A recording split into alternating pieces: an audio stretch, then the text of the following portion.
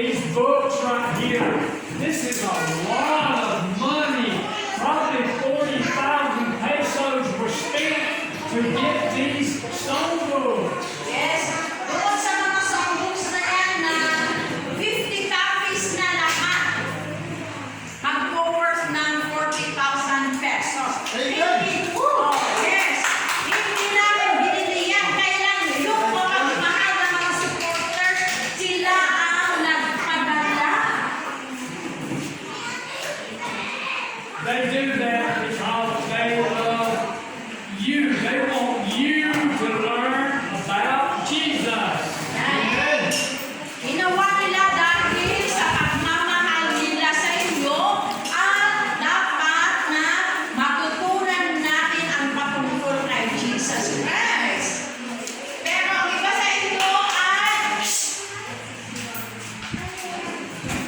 hindi nakikinig.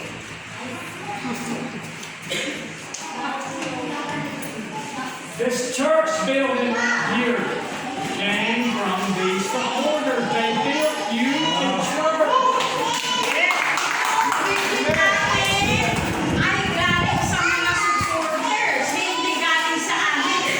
Kasi gusto nila na tayo ay merong place, may lugar na tayo ay mag-awitan, magpuri, itaas ang pangalan ni Jesus. At nakita naman ninyo na sa bahay noon, sa bahay natin noon, tayo nag-umpisa, pero masikip na doon. Kaya ito, pinag-pray namin na naway tayo magkaroon ng building at God answered prayer. Amen. Amen. Okay, what I want to do, I want everybody here to pray for your support.